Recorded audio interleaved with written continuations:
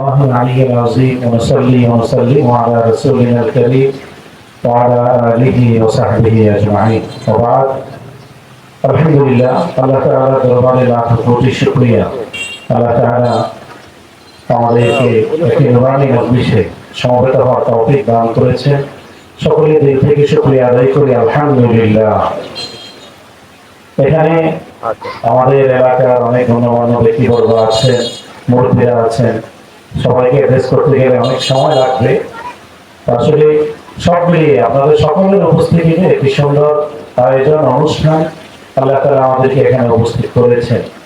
এমন অনুষ্ঠান এটা আমাদের জন্য গর্বের বিষয়। আমাদের আগে আমাদের সাহাবায়ে যে কথা বললেন, এক সময় মুসলিম কয়েকজন মাদ্রাসায় লেখাপড়া করতেন। আমিও যখন লেখাপড়া করি তখন খুবই কম মানুষ, কম ছাত্র লেখাপড়া করতেন।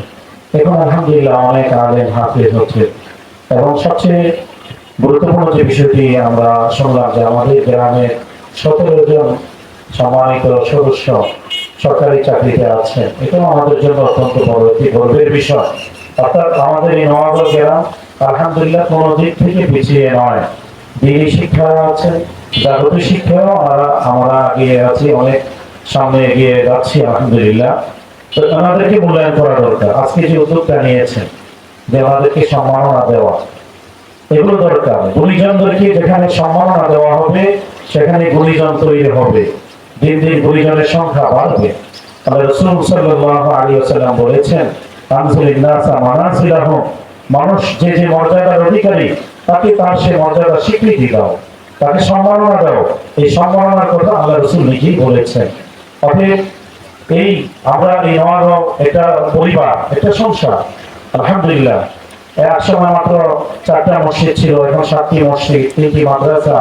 সবগুলো মসজিদকে আমাদের মসজিদ মনে করব, সবগুলো মাদ্রাসাকে আমাদের মাদ্রাসা মনে করব। এখানে সবগুলো মানুষকে আমাদের পরিবারের সদস্য মনে করব। তাহলে ইনশাআল্লাহ আজকে আমাদের যে পরিবেশ, এখানে যারা মাদ্রাসায় লেখাপড়া করছি তারা তো দিনদার আছি, যারা মাদ্রাসায় পড়ে নাই, যারা অন্য জেনারেল লাইনে পড়েছেন আলহামদুলিল্লাহ ওনারাও দিনদার। পুরা নওয়াবগঞ্জ একটি নুরানি পরিবেশ। এগুলো আমাদের অনেক আগে মুসলিম কয়েকজন কারি সাহেবদের মেহনত, যে কারি সাহেবরা কেউ আজকে দুনিয়াতে নাই, আমরা সবাই জানি। আল্লাহ তাআলা তাদেরকে জান্নাতুল ফেরদাউস নসিব করেন। এবং আজকে এই পর্যন্ত আমাদের যুবকেরা এবং আমাদের বিশেষ করে চেয়ারম্যান সাহেব সবাই মিলে যে প্রচেষ্টা বিভিন্নভাবে সমাজে সহযোগিতা করছেন, আল্লাহ তাআলা সকলের সহযোগিতাকে কবুল করে। সময় খুব কম, আমরা সময় সুযোগে কথা বলবো। আজকে সংক্ষিপ্ত কথা এই যে আল্লাহ তাআলা যেন আমাদেরকে ধারা অব্যাহত রাখার তৌফিক দান করেন। আর আপনারা প্রত্যেকে এভাবে সহযোগিতা করবেন, যখন এই ওলামায়ে কেরাম ডাকবে আসবেন, পরামর্শ দিবেন। আপনাদের উপস্থিতি এটা একটি সহযোগিতা।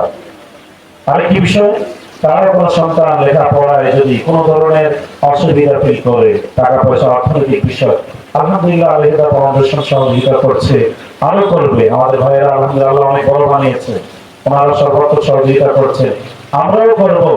এমন যেন না হয় নওয়াবগঞ্জের কোনো একটি ছেলে, কোনো একটি মেয়ে লেখাপড়া করতে পারছে না শুধু টাকা পয়সার কারণে, এই কথা যেন না শুনতে হয়। যদি কখনো কেউ মনে করে অমুকের মেয়েটা শুধু টাকা পয়সার অভাবে পড়তে পারছে না, তাহলে অবশ্যই আমাদের শরণাপন্ন হবে, আমাদের সাথে যোগাযোগ করবে। এই কারণে কোনো ছেলে মেয়ে যেন লেখাপড়া থেকে বঞ্চিত না হয়। যে লাইনেই পড়তে চায় তাকে সর্বাত্মক সহযোগিতা করা হবে। আল্লাহ তাআলা আমাদের সবাইকে কবুল করুন, আজকের আয়োজনকে কবুল করুন। ওয়া আখিরু দাওয়ানা আলহামদুলিল্লাহি রাব্বিল আলামিন।